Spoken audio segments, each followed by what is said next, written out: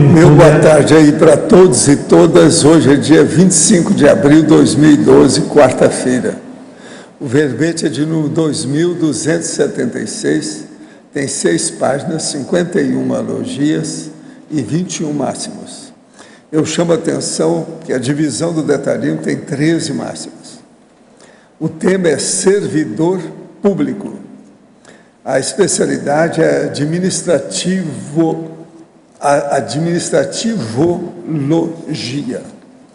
Quem fez o verbete com muita classe aí, estudou muito, foi a nossa professora Marlene, que está ali hoje assessorada pela nossa verbetógrafa, uma das chefes aí, talvez a chefe, né?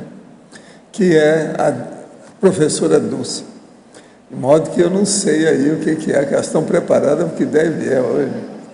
Nem o Loche não apareceu hoje de medo. De medo. Definição. O servidor público é a pessoa física legalmente investida em cargo público, cidadão ou cidadã, empregado da administração direta ou indireta, incluindo fundações e autarquias, designada para exercer atividade de ordem material, técnica ou intelectual, sendo geralmente originário de concurso público, cuja remuneração provém da arrecadação de impostos e tem por escopo servir aos contribuintes e ao povo em geral. A necessidade de ortopensenes no serviço público. A responsabilidade do servidor comprometido com o bem-estar social. O empenho do servidor em exercer o cargo com eficácia. O privilégio do dinheiro certo. As prerrogativas e regalias do cargo. A sinecura, a acomodação, a subordinação, a estagnação, a desmotivação, o corporativismo, o tráfico de influência, a cumpicharia, a limitação da atividade, as licenças intermináveis. Aqui está falando da burocracia também? É a burocracia também, isso tudo, né? O descaso do servidor contra o atendimento do cidadão por ter a segurança da estabilidade estatal, a ausência de vontade própria, o acriticismo pessoal, e por aí vai. Vale a pena ver com calma. Tem mais de 20 linhas aí a parte da patologia. A ignorância evolutiva, a carência da autoconscientização multidimensional, o amparo de função negligenciado na fila de espera, o exaurimento energético proveniente do óleo pensene viciado das repartições públicas, a permanente vampirização, as atitudes anticosmoéticas geradoras de interprisões, o curso intermissivo pré-ressomático norteando a conduta cosmoética do servidor.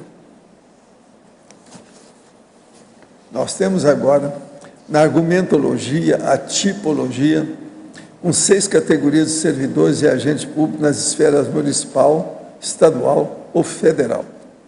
Na condutologia, nós temos 10 condutas ou realidades paradoxais divulgadas na mídia, período de 1998 a 2011, evidenciadoras da ambiguidade ético-profissional no serviço público. Agora, na remissiologia, dos 15 itens, nós destacamos 5. Curupira, para dever, para direito, profissional dificultoso e vida pública. Frase enfática. A cosmoética destrutiva pode levar o servidor público a promover as recins necessárias, tornando-se autêntico servidor do público, forma eficaz de concorrer à vaga em futuro curso intermissivo. Você já foi ou é servidor do público? Já pensou em extrapolar as atribuições do cargo, objetivando a interassistencialidade? A bibliografia tem 5 fontes, a webgrafia tem 4 fontes. Agora, na mega-análise, hoje nós temos 23 itens. Cargo, poder, acomodação, estagnação, desmotivação, corrupção,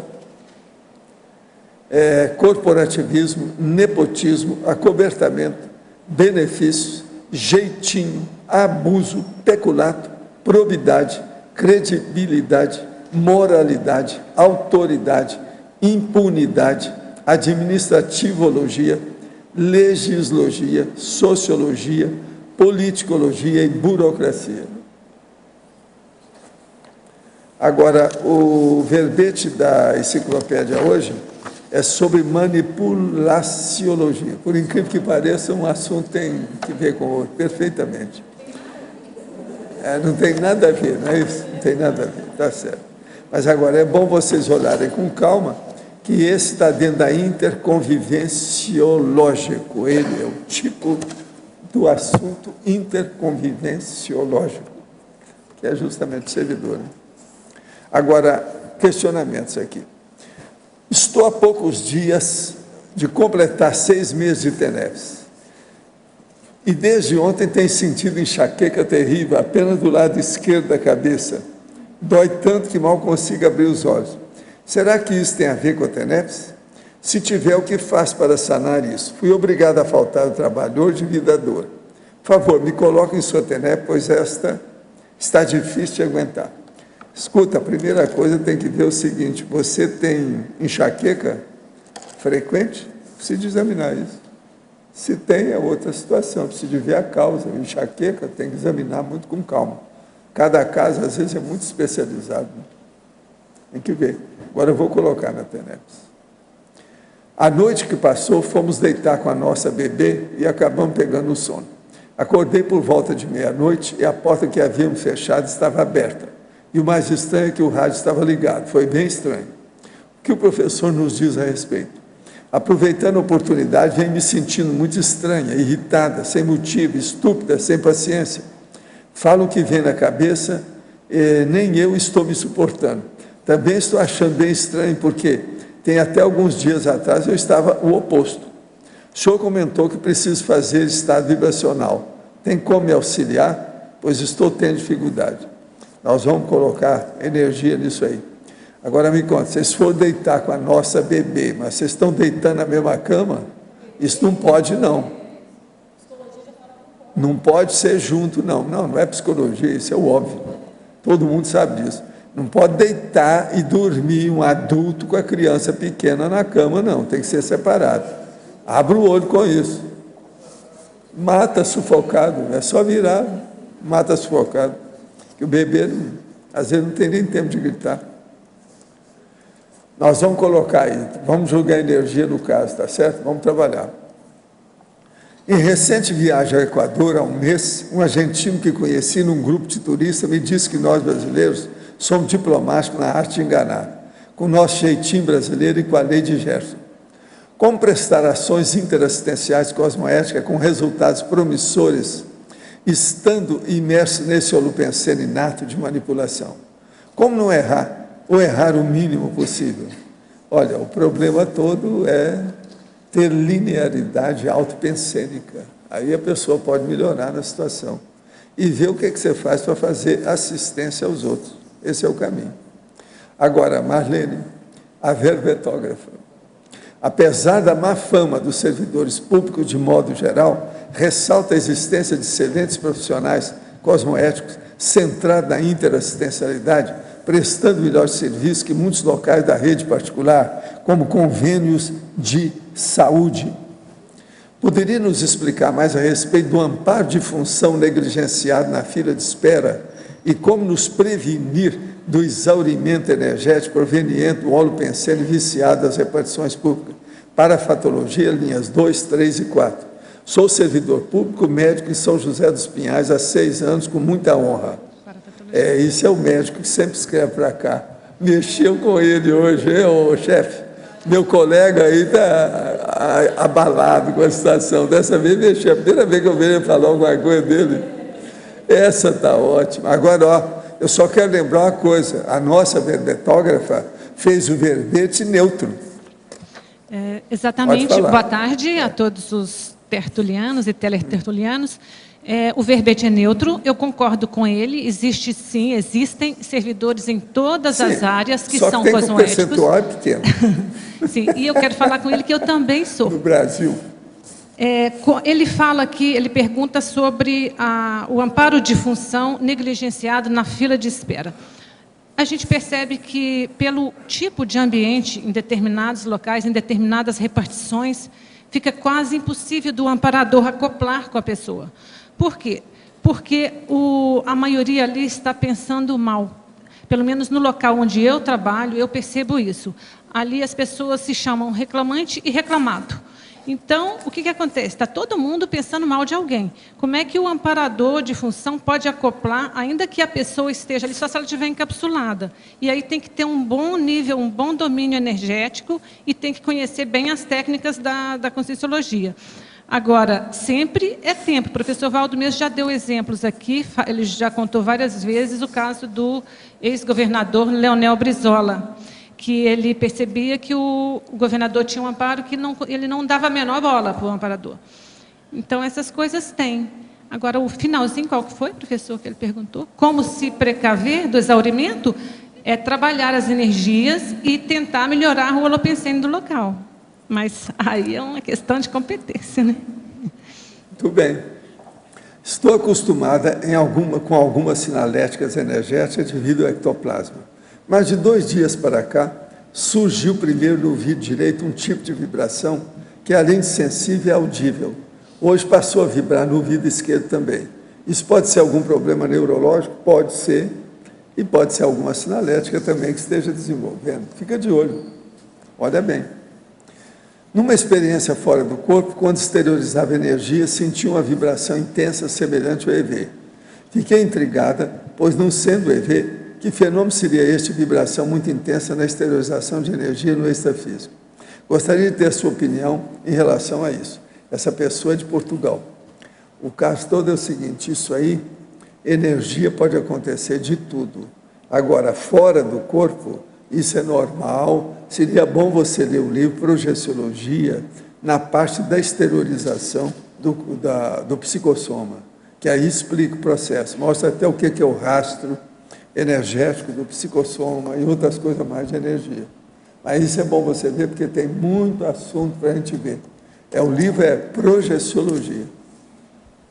Pode falar. Marlene, eu não sou a Tânia, mas parabéns. Aqui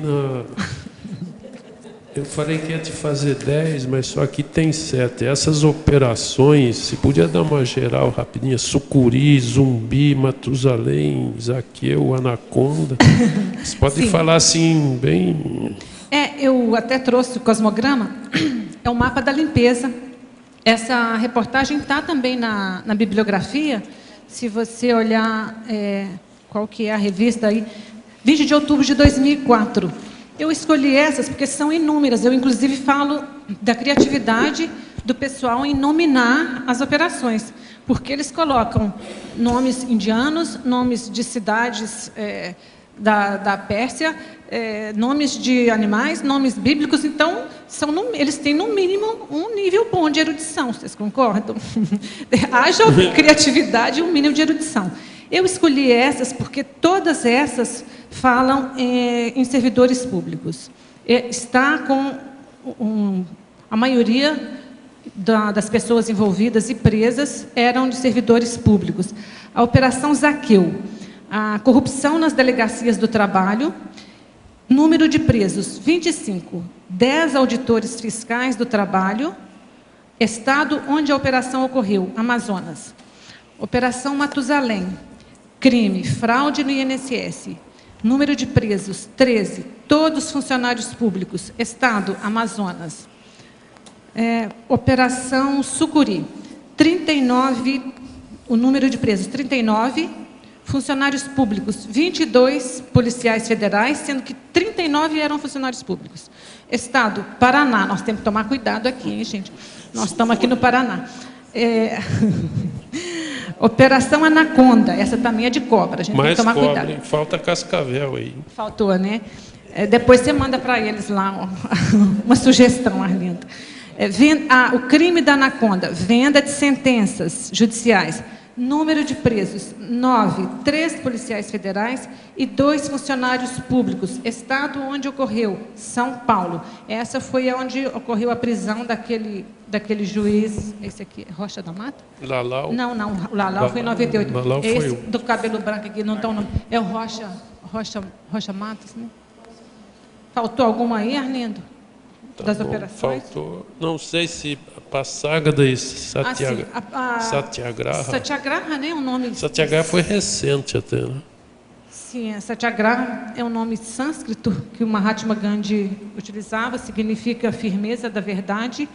E deixa-me ver aqui, porque são tantas operações que eu tenho que olhar. Está aqui, ó. Está aqui, ó.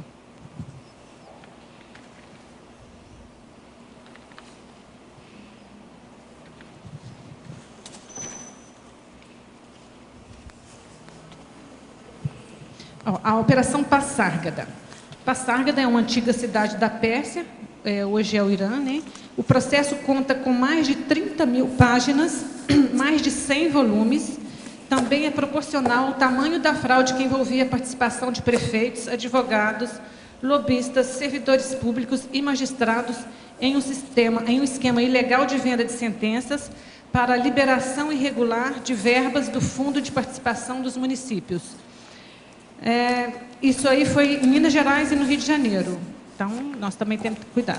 Satyagraha, o termo é indiano, né, do Mahatma Gandhi. Nessa está envolvido o ex-banqueiro Daniel Dantas, do Opportunity, o ex-prefeito de São Paulo, Celso Pitta, e o empresário Nagy Narras. Eles são acusados de desvio de verbas públicas e crimes financeiros. Está ligado às fraudes cometidas no caso Mensalão, que investigou o pagamento de propinas a parlamentares em troca de apoio ao governo do presidente Luiz Inácio Lula da Silva. Tá, ok. Agora vamos ver o que vai acontecer com o Mensalão, que está voltando, né? Mensalão está para ser julgado, né? Vamos ver o que vai acontecer. Obrigado, hein? De nada. O negócio é o Mensalão, o Cacheirão e o Senadão. É isso que eles estão falando. Professor. Aquilo lá, a jornalista falou, Mensalão, Cachoeirão e Senadão. São os problemas do Brasil atualmente.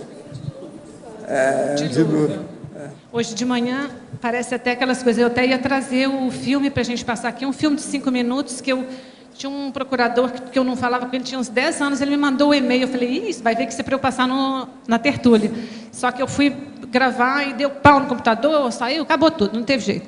Então, não teve jeito de eu trazer, mas falava, é um vídeo, quem quiser ver, está no YouTube, fala que a Assembleia Legislativa de Minas Gerais é a Assembleia mais cara do Brasil, ela gasta 965 milhões de reais por ano, ela só tem 77 deputados, enquanto São Paulo tem 94, e São Paulo gasta 300 milhões a menos. E a repórter perguntou para eles o que eles faziam. Eles estavam lá todos, alguns que ela conseguiu, porque estava deserto, às 15 horas da tarde não tinha ninguém para poder entrevistar. Então, ela achou 3 lá que estavam trabalhando e um queria fazer um projeto para obrigar os supermercados a doar lencinho úmido para limpar o carrinho. O outro queria criar o dia do cigano e o outro queria criar o dia do americano. Aí ela falou, mas por que americano? Eu explico por que ele recebe mais dinheiro. Por quê? Porque Minas Gerais não tem praia, então eles têm que fazer uma viagem mais longa para fazer as férias eternas. É boa, professor. Então demora mais até chegar no mar. Então é por causa disso. Para chegar à praia demora muito. Então eles têm que ter mais dinheiro para gozar as férias eternas. Então, férias eternas. Eu achei assim um assinte. E uma outra questão também que aconteceu no domingo, não sei se o pessoal viu, foi no Fantástico, que teve um outro caso de venda de sentença no Tribunal de Justiça de Minas Gerais. E o que mais me assustou foi o valor, porque a gente está acostumado a ler cerca de milhões. Ele estava vendendo a sentença por 40 mil reais, que pechincha. Eu assustei com o valor. O negócio é mandar para lá, né? Não, professor, o negócio é extirpar. Não dá para... A gente está acostumado a ler coisas assim, né? Vultosas. Mas, olha, eu estava explicando aí de Bleak House, que é o seriado lá do Charles Dickens, que foi publicado em 1852, veja bem, na Inglaterra. Já eles seguravam. Então, tinha lá o John Dice, que era o caso que havia, que foi dezenas de anos e, no fim, ninguém recebeu nada. Eram milhões e milhões de libras. Ninguém recebeu nada, por quê? Eles tiveram que pagar os advogados todos aqueles anos. Então, só o custo dos advogados não deu dinheiro a ninguém para nada. Então, a novela do Charles Dickens, publicada em 1852, já falava na tapiação do judiciário que vai empurrando com a barriga. Agora, veja, isso tem 160 anos. Tá? Eles fizeram agora a novela, em 2006, a BBC repetiu a novela em 15 episódios. Começa com Jarndyce and Jarndyce, sabe que é o nome do grande caso, né? Tribunício, tribunal. E no fim, era o primeiro episódio e o último, explica a situação toda, né? O negócio todo, os 15 capítulos, são meia hora cada um, o negócio. Quem for ver isso demora 7 horas e meia para ver a história toda, mas é impressionante, os caracteres, tudo. E a BBC caprichou, porque é a terceira vez que ela trabalhava nesse negócio. 20 anos antes, quer dizer, 2 décadas, eles tinham feito isso aí. Agora eles fizeram tudo novo em 2006. Mas o caso é Bleak House. Bleak House. Bleak é B-L-E-A-K. Bleak. Tem gente que pode até chamar isso aí de Blake, porque depende da época, onde é que você está falando na Inglaterra, mas o caso é Bleak House. Agora, isso aí é impressionante, 160 anos o povo já empurrava com a barriga na Inglaterra. Mesma coisa do Brasil aqui. Muita saída. No meu verbete eu coloquei várias vezes aqui, me veio muito insight sobre o curso intermissivo. Coloquei na parapatologia, na laboratoriologia, na neossinapsologia, na culturologia e na frase enfática. O que eu penso é que sem curso intermissivo não vai ter muito jeito. As pessoas vão chegar aqui e vão continuar repetindo as mesmas coisas. Marlene, Sim? por favor, parabéns pelo verbete. Muito Obrigada. bom. Você pode ver para mim na página 44, na paradoxologia, o último paradoxo ali, o paradoxo do concurso público facilitando a profissão herdada. Você poderia ampliar, por favor? Sim. O que acontece? Existem alguns sobrenomes que eles parece que estão lá dentro do serviço público desde a época do Império. Você pega lá no quadro de pessoal, eu já trabalhei no departamento pessoal de um determinado tribunal. E aqueles nomes, parece que eles estão lá, não sei desde quando, e vão ficar lá também, não sei até quando. O que acontece? Muitas vezes as pessoas fazem um concurso público, sim, mas fazem para um cargo efetivo de menor escolaridade. Por exemplo, faça um cargo para telefonista, para agente de segurança. Aí chegando lá, porque é fácil, não precisa de uma escolaridade, acho que a escolaridade é 2º grau. Chegando ao órgão público, se ela tem alguém com um sobrenome já conhecido, o avô, o tio, o parente, o amigo, ela vai conseguir ser convidada para exercer um cargo de confiança, onde ela vai ter o seu salário dobrado ou triplicado. Isso, para mim, é o caso da profissão herdada, que, inclusive, tem o verbete na enciclopédia. Ela faz o concurso, mas acaba tendo uma profissão herdada. Entendi. Por causa do sobrenome, ela galga patamares maiores, com cargos em comissão, essas coisas todas que você fala. Observa bem, tá? Você perdoa aí que eu estou dando um recado da série. Bom, professor, o senhor está perdoado até o ano 3000. Fala de novo. No dia 31 de dezembro, né? Está me copiando. Estou plagiando. Vale. Eu vou cobrar copyright. Então, Marlene, então você fala assim, que as pessoas fazem concurso de menor escalão, mas por conta de comissões, vão galgando dentro do próprio órgão. Isso não é ilegal. Um patamar maior não tem de destaque dentro da tem, instituição, é isso? Isso, tem imoralidade, mas não tem ilegalidade, pode. Agora, às vezes também a pessoa até faz o concurso público para o cargo, por exemplo, de analista. Qual a exigência, qual a escolaridade? Bacharel em Direito. Tem 600 pessoas que exercem esse cargo, ganham valor X. Aí, se tem aquela condição da profissão herdada, ela vai fazer o concurso, tudo bem, ela vai ser aprovada, mas ela pode ser convidada a exercer um cargo de confiança, um cargo de livre exoneração, onde ela vai ter o seu salário dobrado. Então, tem as duas condições. Tá. Mais uma, por favor. Na mesma página 44, na legislogia, na primeira linha, dentro do contexto do verbete, você fala Lei da Reeducação Evolutiva. O que você quis dizer Sim, com isso? só um minutinho.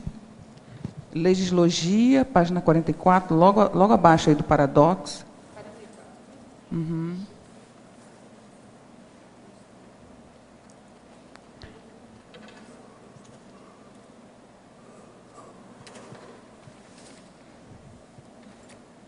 Legislogia.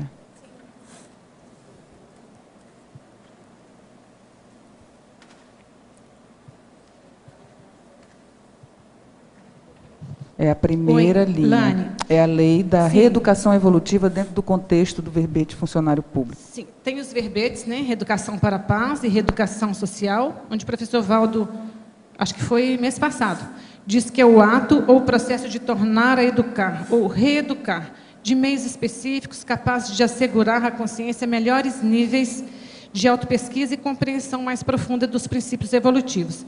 Conforme eu já até falei agora há pouco, Lani, enquanto eu escrevia meu verbete, me vinha muito a ideia de que a solução não teria outra solução da forma que a gente se encontra hoje dentro do serviço público, se não tiver técnicas extrafísicas, técnicas de reeducação extrafísica. Porque se não partir de um curso intermissivo, eu penso que vai ser muito difícil chegar aqui e fazer uma reciclagem nesse nível. Entendi. De reeducação. Obrigada. Mas se você tiver alguma tá certo, coisa a entendi o acrescentar, porque contexto. você também trabalha lá, de repente... Eu tem entendi, algo eu também pra penso da contar pra mesma gente. forma. Marlene, aqui na página 43, lá embaixo na ciclologia, a última linha da página, você fala do ciclo do desperdício dos conhecimentos e recursos técnicos. O que você vê, pelo menos onde você trabalha, do seu conhecimento, que tem mais desperdício, mesmo de recursos técnicos ou recursos humanos até, das Sim. pessoas? O que você acha? Quais são os piores para você? Os recursos intelectuais. Em algum lugar aqui eu falo também, acho que foi no paradoxo, né, do profissional altamente qualificado que ancora no ombro do governo, porque existem pessoas extremamente qualificadas, muitas, por exemplo, muitos juízes têm cursos fora, têm mais de 2 cursos, têm pós-graduação, têm mestrado, têm doutorado. No entanto, eles têm que agir, tudo que é dentro do serviço público, não só juiz, todos que estão lá dentro. Tudo é formatado, tudo é estatuído, tudo é regulado, tem que estar dentro de uma portaria, de um regimento, em alguma coisa tem que estar. Então, você não pode sair daquilo. Não adianta você querer criar, inovar, porque se você fizer isso, vão te taxar de rebelde, que você está querendo aparecer, então você vai ser julgado pelos seus pares, você pode sofrer uma correção, uma corregedoria, alguma coisa nesse sentido. Então, eu vejo que é o desperdício intelectual. As pessoas são bastante qualificadas e não tem como, e aí entra ali, fica tudo ali, todo mundo super acomodado, tá bom, porque a gente tem o dinheiro certo, e vai ficando. Isso provavelmente acomoda as pessoas a não se qualificarem ainda mais, né? Não se qualificam. Alguns se qualificam, mas não pensando lá no serviço público. Já pensam assim, quando eu me aposentar, eu vou fazer isso. Eu tenho uma amiga que prestou um serviço público, passou em primeiro lugar. Foi para a repartição, trabalhou aquilo que ela achou que era o normal durante um mês. A hora que acabou o mês, a repartição toda veio em cima dela. Tinha mais ou menos umas 10 pessoas. E falaram com ela, como é que é? Você entra no nosso esquema ou nós vamos dar um jeito de tirar você daqui. Você não fica aqui. Nós vamos te colocar na rua. Eu disse, mas o que eu fiz de errado? Eu falei, você não fez nada de errado. Só que você fez mais serviço no mês do que a repartição toda em 4 meses. Eu não duvido. Não pode, você tem que ficar mais tranquila. De vez em quando é bom você chegar atrasada. Traz umas coisas para você ler. É por aí, Isso professor aconteceu Valdo. com ela. O que ela fez? Adivinha? Pedir Caiu exoneração. Isso foi em Minas Gerais. Tá certo? Oi, Marlene. Oi, Socorro. Parabéns pelo verbete. Obrigada. Na página 44, o item interaciologia, você pode ampliar essa interação fogueira das vaidades? Sim.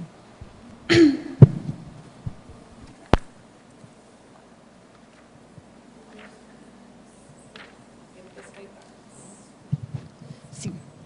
Eu vou fazer um relato histórico. Esse termo, fogueira das vaidades, ele surgiu em 1497, em Florença, quando uns fanáticos seguidores do padre Girolamo Savonarola reuniram e queimaram, fizeram uma fogueira de tudo que era objeto que eles consideravam pecaminosos. Jogaram no lixo obras de arte, espelhos, cosméticos, peças de teatro, vestuários, tudo. O que eles achavam que era pecado, eles jogavam naquela fogueira. Então, isso lá em 1497. Aqui no Ocidente, nos Estados Unidos, foi lançado um romance com esse título, pelo Tom Wolfe, em 87, e teve também um filme com a Melanie Griffith, na mesma época. O tema era a ganância, o racismo e a ambição. E hoje, no meio político, essa expressão é utilizada na condição do bode expiatório. Usa-se um bode expiatório para atingir objetivos políticos, aproveitando a natural inveja que a pessoa que se quer que caia em desgraça possa suscitar nos outros, nos seus pares ou nos seus eleitores. O palco do poder. A fascinação, o estrelato, o deslumbramento por ser o centro das atenções, por exercer uma posição superior à maioria, a pseudo-certeza de poder marionetar a plateia, o gosto pelo controle, pelo domínio, isso tudo vem, provavelmente, da paragenética da pessoa. E os bastidores da história. O que realmente acontece nos bastidores da história?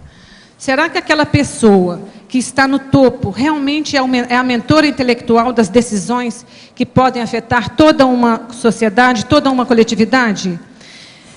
Será que não existe uma pessoa ali por trás que gosta mais ainda do poder, mas que não quer aparecer, que gosta também do anonimato? Então, nesse contexto, a gente, recentemente, em 2005, nós tivemos aí um político revelado, quem se lembra do caso Mensalão. O político era tido como carismático e exemplar, no entanto, ele se revelou um ardiloso manipulador. Alguém lembra quem é? José Dirceu. Ele se revelou. Tem um agora também do mesmo estilo, Demóstenes Torres.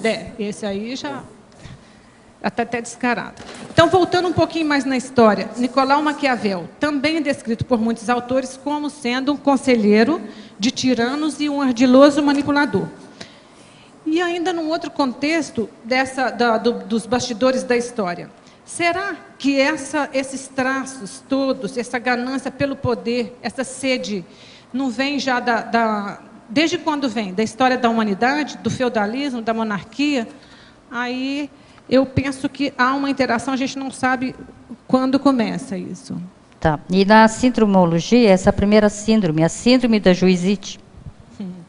A síndrome da Juizite, existe até, a palavra está dicionarizada. Bom, irritação, nervosismo, rispidez, insegurança, arrogância, autoritarismo e prepotência são sintomas patológicos identificados em alguns magistrados. As consequências deste estado irritadiço, arrogante e prepotente, que no mundo jurídico passou a ser chamado de juizite, tem se revelado através do desrespeito às partes, pressão psicológica sobre as testemunhas, perseguição a servidores, maus tratos a advogados e inobservância às suas prerrogativas. Muitos deles recusando-se a simples registros em ata. Está lá na audiência, o advogado pede, ele fala que não e pronto. Então, isso aí tem, não vou dizer que são todos, tá, gente? Nada aqui que está sendo falado é para todo mundo. Então, tem uns que agem dessa forma, tem outros que não. Meu filho de 3 anos é uma criança muito inteligente e observadora. Durante meus estudos da Conscienciologia, seja em vídeo ou livro, percebo o grande interesse dele nesse assunto.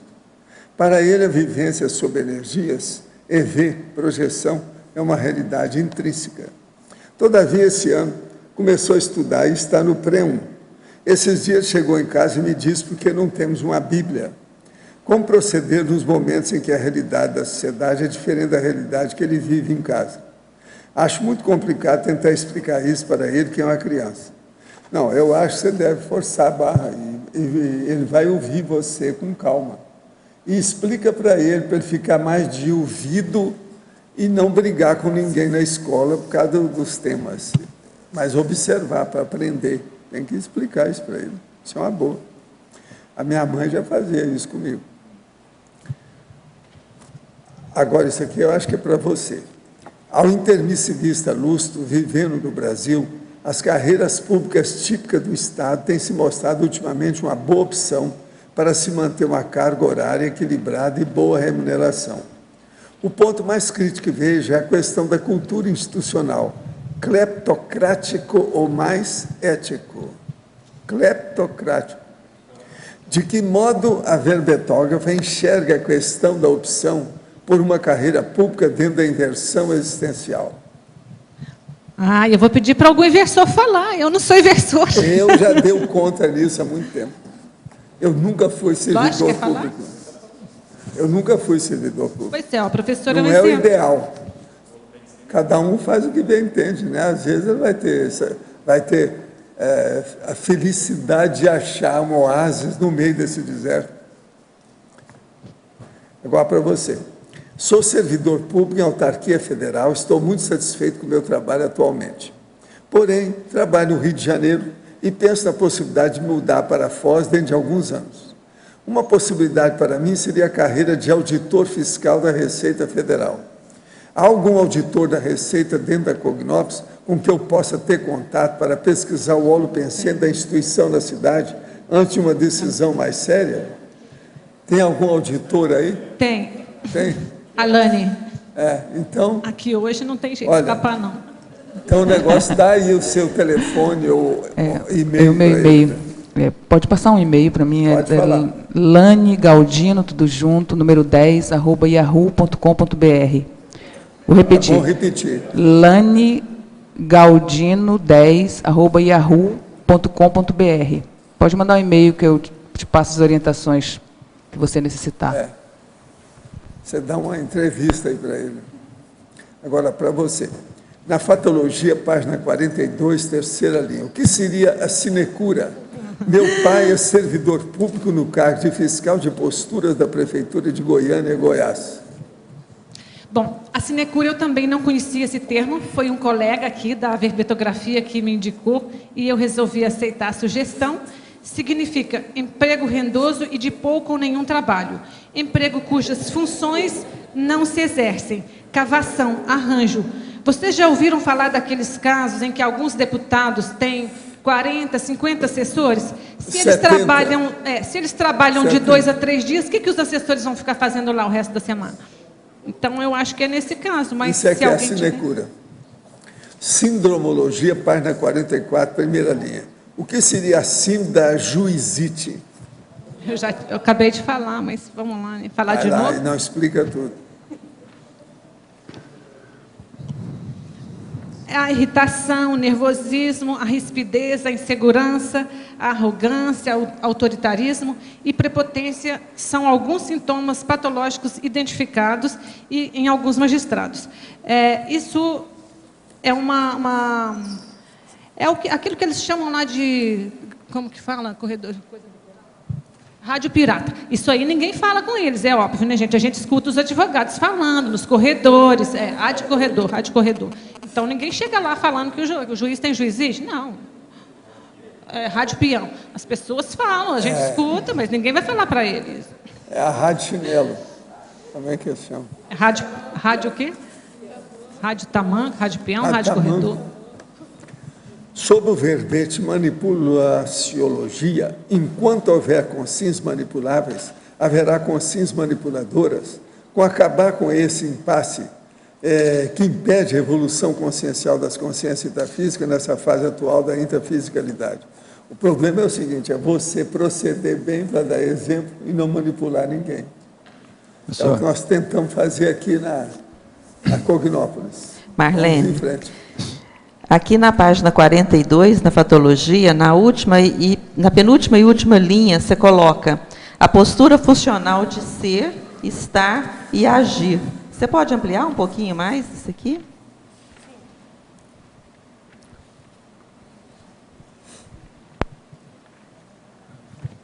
Tem o verbete da enciclopédia, ser, estar, mas no caso, no contexto, o servidor toma posse em um cargo público e tem como ônus a conservação e o aprimoramento daqueles bens onde ele trabalha. Assume um compromisso com a coletividade, com a sociedade em bem servi-la. Mas, às vezes, ele se esquece de que apenas está ali naquela função. Ele não é. Ele está exercendo, naquele momento, aquele cargo. E muitos pensam que esse cargo o acompanha, saindo dali da repartição, vai para casa com ele. Ele é aquele cargo 24 horas, inclusive fazendo uso, às vezes, de funcionários que não pertencem a ele, e sim pertencem à repartição pública, que, enquanto ele está naquele cargo, é subordinado a ele, mas saiu dali, não tem nenhum vínculo com ele. O vínculo é com a repartição, com o órgão público. Então, infelizmente, a gente vê isso. Eu morava do lado de um colégio muito famoso, muito grande, e quantas vezes eu não via ali do lado de fora carros oficiais aguardando crianças. Por acaso crianças dirigem carros oficiais? Então, quer dizer, estava usando o motorista e o carro oficial para buscar a criança na escola. Essa questão de carro é usada, é muito usada. Até fora de horário de serviço, as pessoas usam realmente. Vão para o aeroporto, manda fazer compra no supermercado. Tudo manda fazer com o motorista lá do tribunal, do órgão. Marlene. Oi. Então, aqui na página 44, lá embaixo, na mitologia, você poderia dar um exemplo do mito da finitude consciencial justificando ilicitudes? Não é um exemplo, é uma conduta que eu vejo, Solange, porque as pessoas chegam aqui que eu falo na intrafiscalidade e pensam que tem que aproveitar até o último minuto, tem que dar um jeito de arrecadar o maior patrimônio possível para ela e para a sua família. E quando alguém vai falar, poxa, e aí, vai ter alguma coisa de interpretação, a pessoa fala, não, morreu, acabou. Tem que aproveitar a vida. A vida é uma só. O máximo que pode me acontecer é eu vou morrer de qualquer jeito.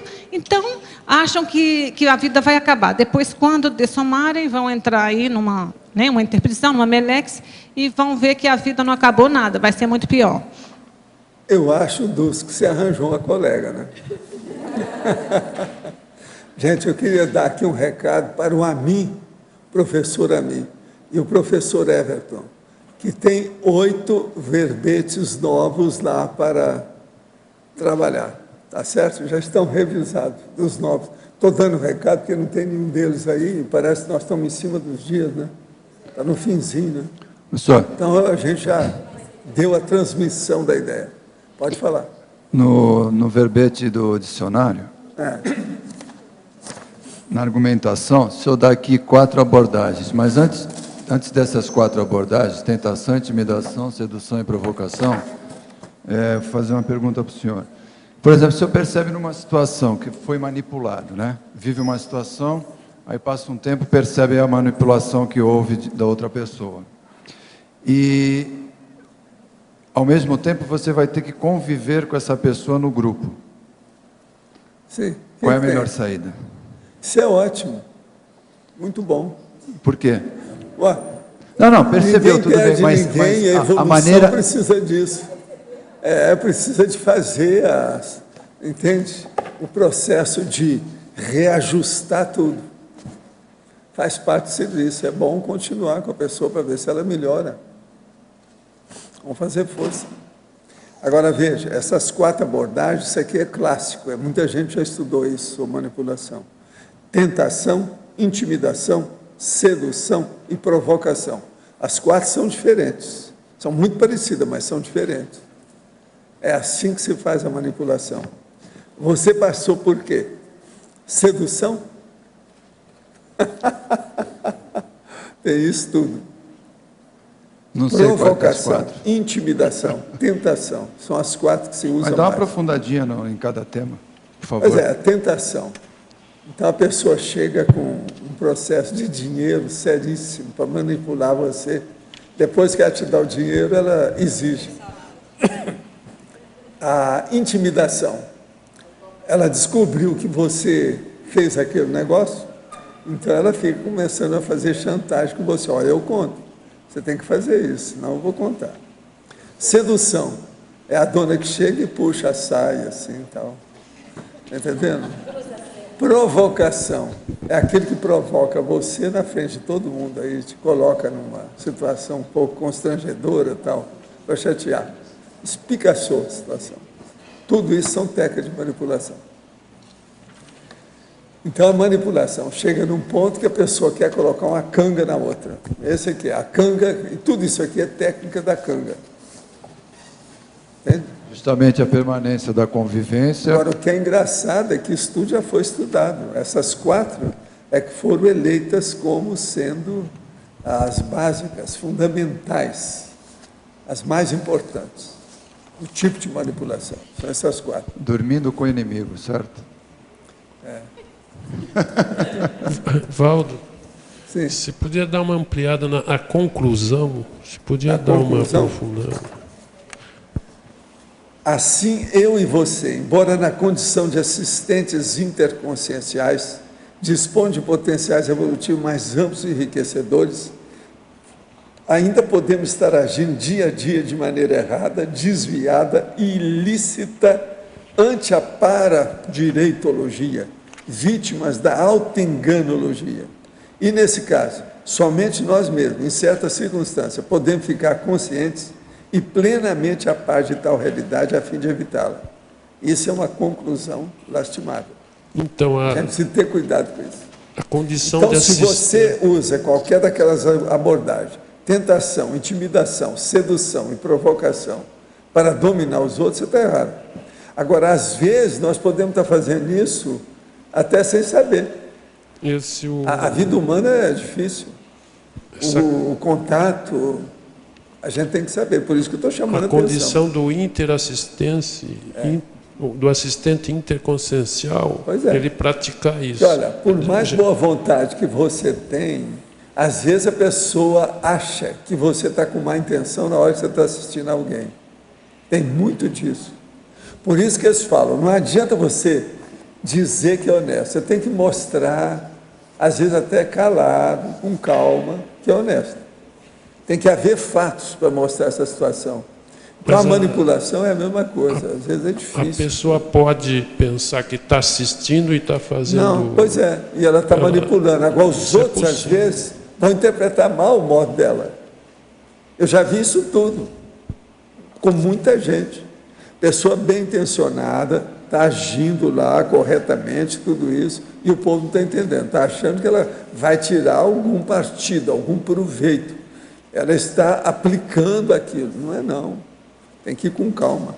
Agora, o povo que está acostumado à máfia não entende a assistência espontânea, às vezes até sacrificial da pessoa em favor de outro. Então, a manipulação tem que ser estudada porque é um processo, às vezes, um pouco, vamos dizer assim, difícil, complexa, e a gente custa entender. Mas o que eu pergunto é se a pessoa, com toda a boa intenção de assistir ela deve tudo, seguir com a boa intenção e não ligar para a opinião mas ela pública. pode estar Agora, manipulando... não ligar para a opinião pública, mas na hora que precisar também, ela deve bater na mesa e mostrar a realidade para todo mundo. Mas, nesse caso, ela pode estar manipulando inconscientemente. Ou seja, Pode, isso também pode, mas agora isso é mais raro, mas acontece. Agora, a coisa séria mesmo é a má interpretação das pessoas a respeito de quem ajuda os outros. Tem gente que pensa diferente. Entende? Agora, a melhor coisa que tem é aquela pessoa que não precisa de ninguém nem de nada. Ela tem pé de meia. Então, ela pode ajudar os outros à vontade, ninguém pode falar nada, porque ela não tem interesse. Ela não precisa de mais nada. Ela tem pé de meia, está com a vida sentada. Então, aí não tem saída. Aí Ela pode falar até com a voz mais alta, né? Mais forte. E o manipulador é estrategista, né? Manipulador sempre vai existir. E o manipulador sempre observa as outras pessoas que ele acha que elas estão manipulando. Se não estão, ele até inventa para ele ficar igual. Porque todo mundo que é marginal quer que todo mundo seja marginal. Porque aí todo mundo é meliante, é criminoso, ele fica no meio da turma. Entende? Gente, eu já tive na minha vida, devido a esse processo de assistência, eu perdi um monte de companheiros de destino, que eles viam a situação e não aguentavam conviver comigo, se o negócio poderia fazer algum cotejo, algum confronto. Aquilo ia ficar ruim para ele. Então, olha, caía fora. Não ia ficar bom, ia ser ruim, ele caía fora. Eu vi isso tudo. Então, o negócio de manipulação a gente tem que estudar, entende?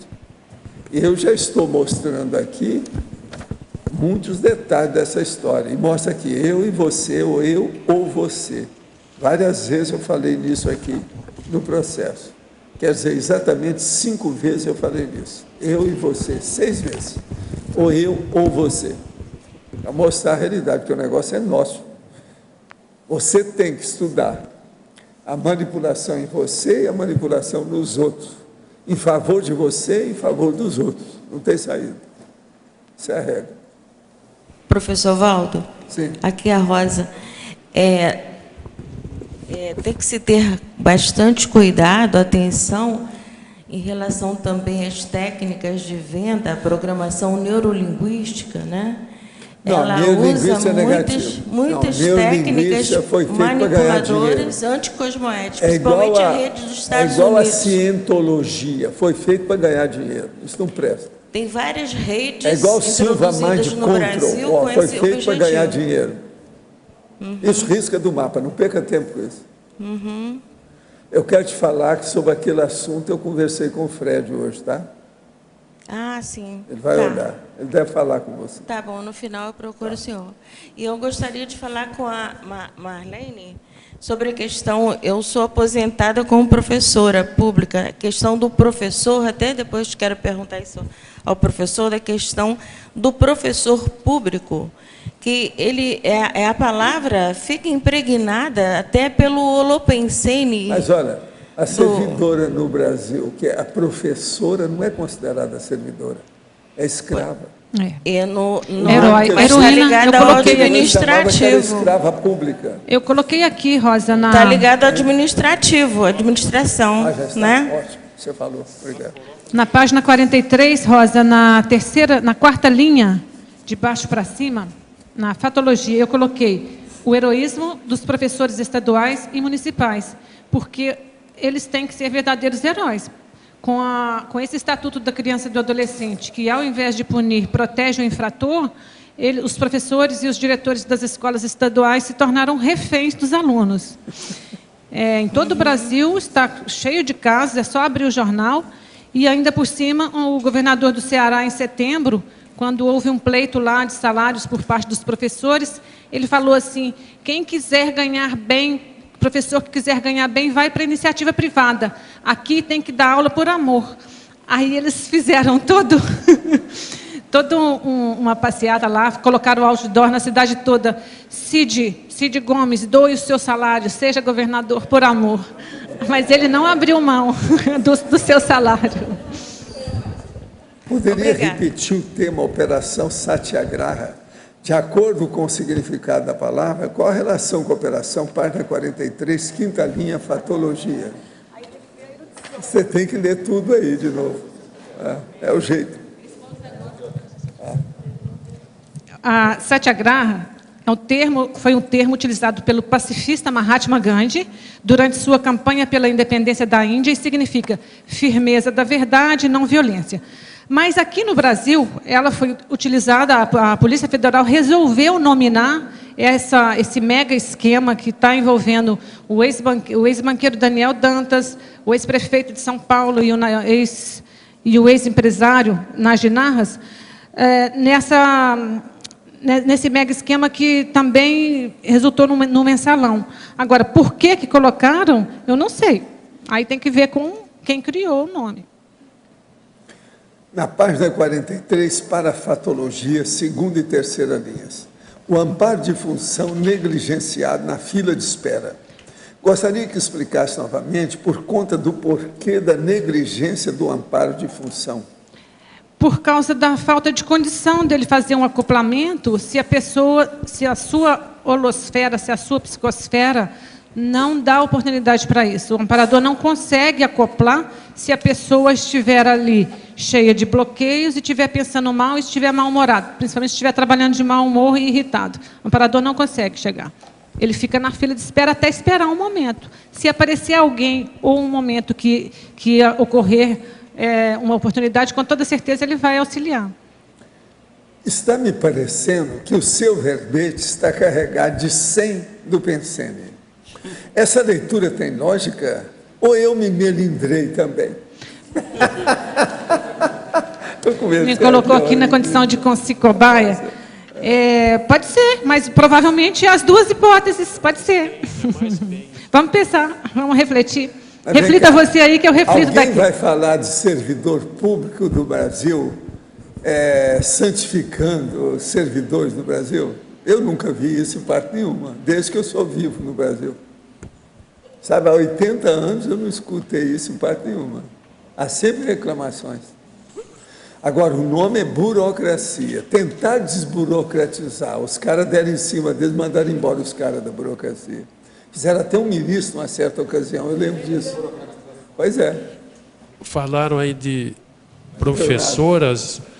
Teve uma época que as professoras em São Paulo lá estavam reclamando, acho que fizeram até greve.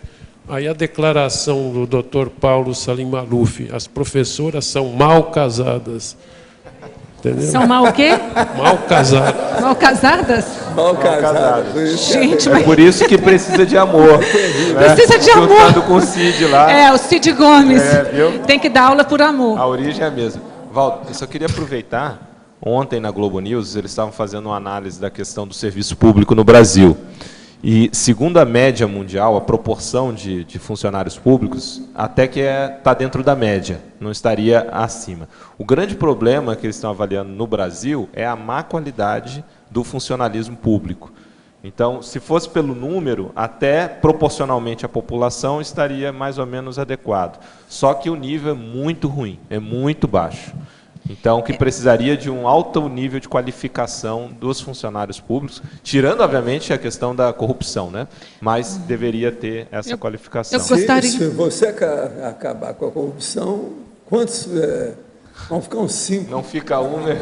Eu vou fazer... Chamou a polícia, olha, a polícia Se pegar ladrão, pega ladrão. Não fica um, né? Quantos fica? Eu queria fazer um contraponto com o que o Lodge abordou, que ele apenas transpôs uma reportagem que ele viu. Eu também, a maioria aqui do que eu coloquei foi em cima da mídia, em cima do que existe, de fatos mesmo. Mas o que acontece? Um fato também é que os concursos públicos são extremamente concorridos e o nível é altíssimo. No Judiciário Federal, por exemplo, dá cerca de 1.000 candidatos por vaga. Então, quer dizer, são pessoas, se você chegar lá... Só um minuto. Se chegar lá e pegar o currículo, pelo menos eu vou falar de onde eu trabalho, Poder Judiciário Federal. A maioria, assim, para não dizer 100%, mesmo os agentes de segurança, tem curso superior. Então, eu não sei o que está faltando, porque qualificação, intelectualidade tem. Aí entra naquela coisa que eu cheguei a falar com o João Paulo no início. Chega ali, tem aquele estatuto, tem aquela portaria, tem aquela ordem, tem que ficar assim... Aí a pessoa fica assim, fica quadrada mesmo, fica formatada. Só tem duas questões aí. É claro que há setores que você vai ter um alto nível de qualificação, tá? Dependendo do cargo e do setor especificamente. Isso a gente não tem como tirar. Mas isso fazendo avaliação no geral, na totalidade do funcionalismo público. Outro ponto é que, às vezes, ele tem uma alta qualificação, mas não serve para aquela função que ele está exercendo. Então, isso também é ilusório. Porque ele pode ter nível superior, mas não para a função, ou tem a capacitação da função que ele está naquela função como fantasma. Eu até ia comentar isso, de colocar aqui, não sei se você colocou, pelo menos eu não vi aqui no início, do funcionário fantasma, né? Quando você fala do paletó na cadeira.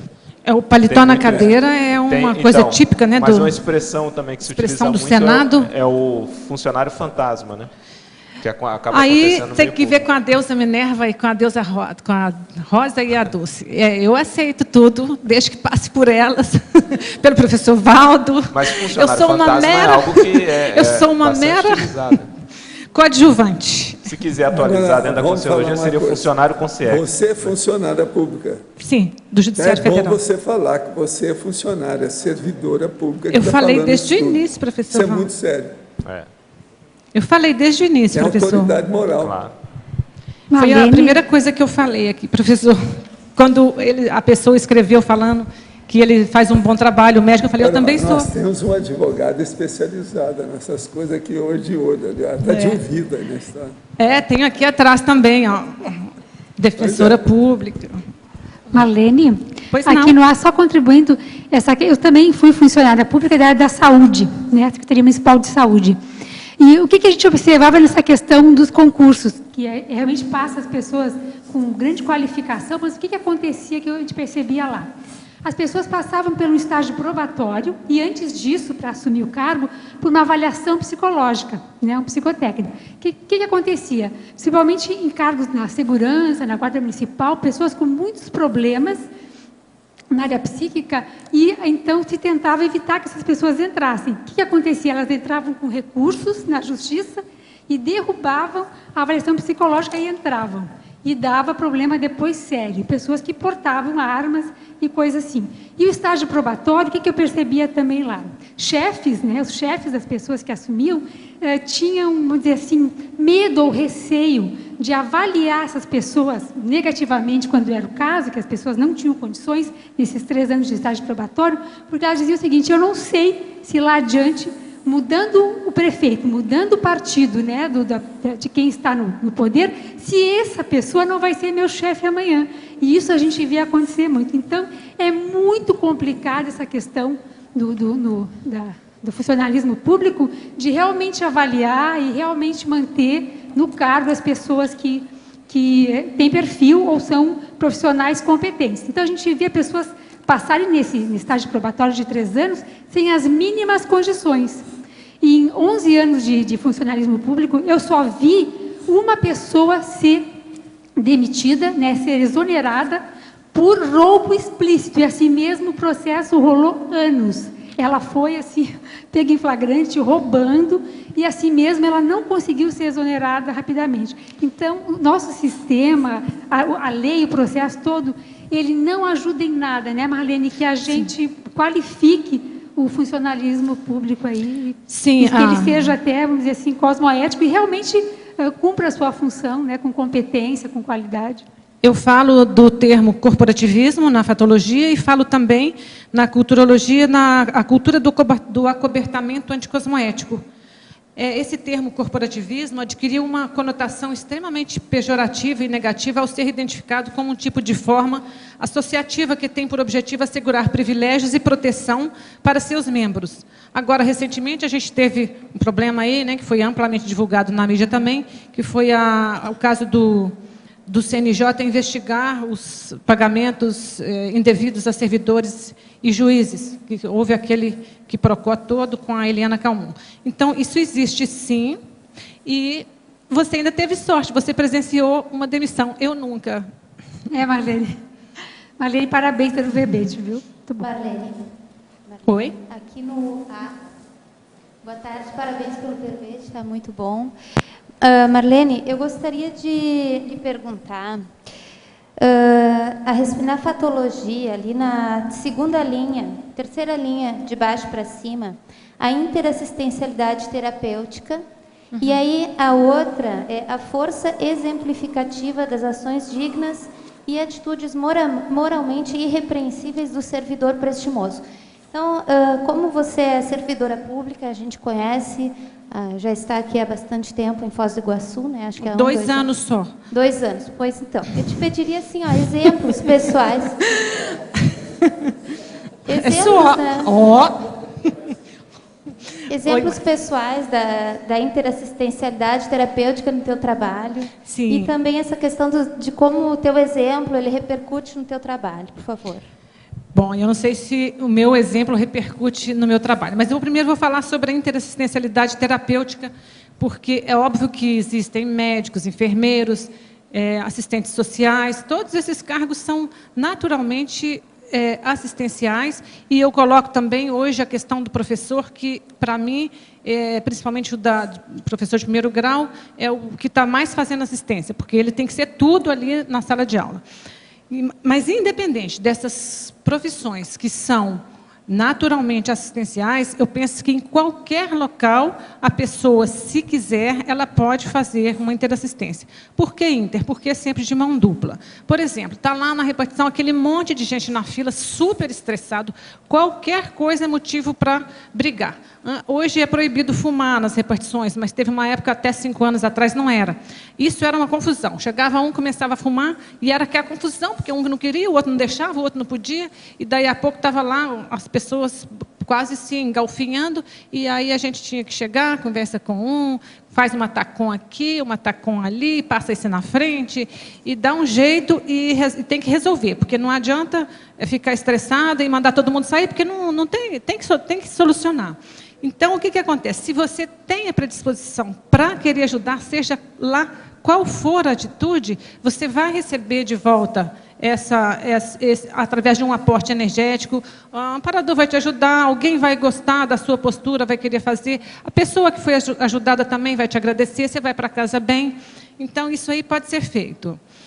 Você disse do exemplarismo. Meu trabalho, eu não sei se os colegas me veem como exemplo. Eu falo que, depois que eu me mudei para cá, eu tive muita sorte. Eu fui agradavelmente surpreendida, porque meus colegas daqui, eu acho até que é uma coisa que a gente tem que falar, porque a gente que veio de fora, a gente não, pessoal, vem de fora, às vezes, gosta de observar que a gente veio de uma capital e tinha uma estrutura melhor e não sei o quê. Mas o serviço público aqui de Foz do Iguaçu, pelo menos eu conversei com várias pessoas, todo mundo acha muito bom. Um dos melhores que tem no Brasil. Os colegas são muito éticos. A juíza Agora, olha, dizem que isso é porque aqui tem muito processo federal e de fronteira, o processo de estrangeiro.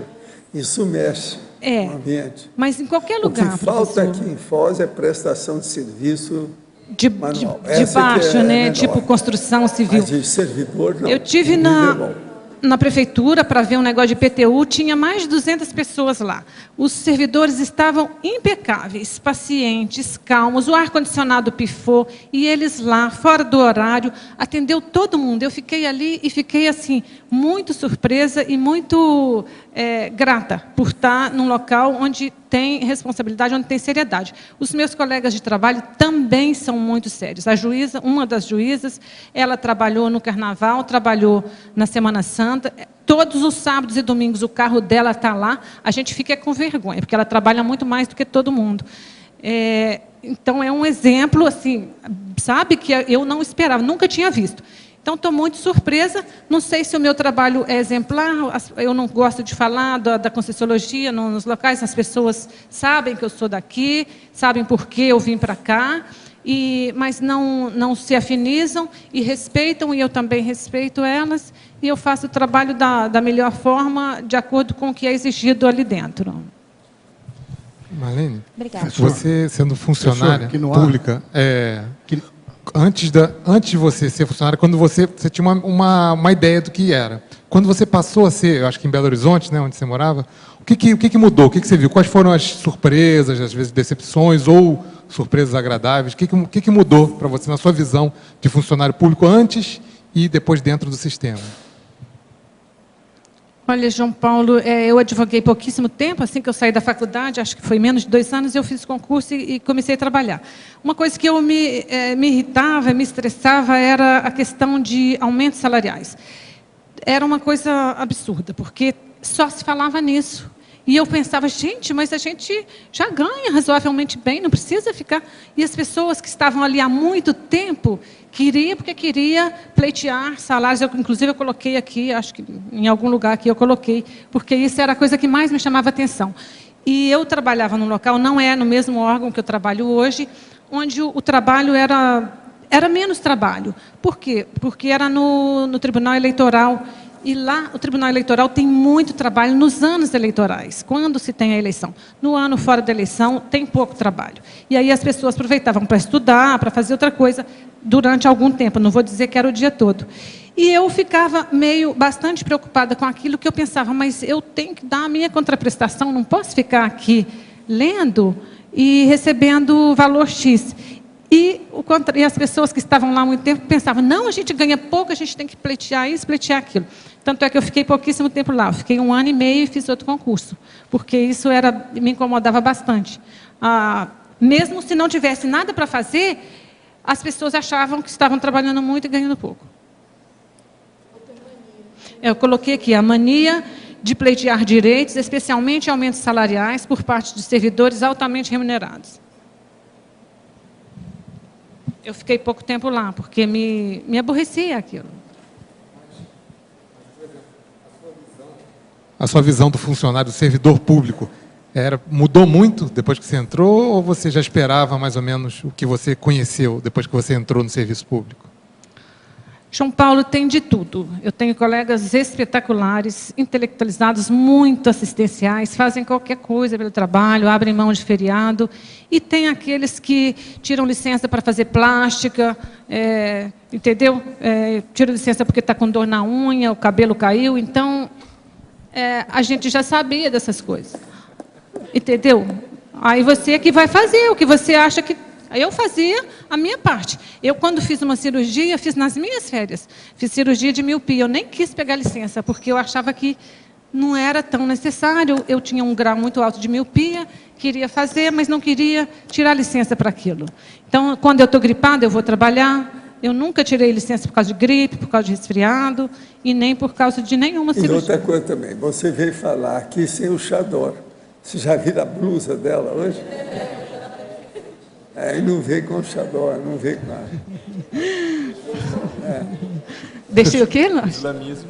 O islamismo. Outra coisa, está frio igual aquele dia. Aqui dentro, por exemplo, está 20,4.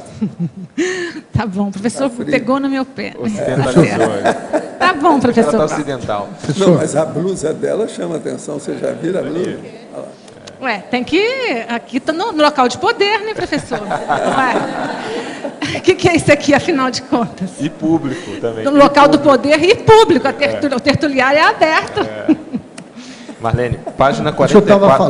O senhor estava falando a respeito do... Eu cheguei atrasado, não sei se foi falado isso. Sim. Mas a gente hoje também tem a felicidade de ver que tem uma safra de promotores públicos jovens que são obstinados.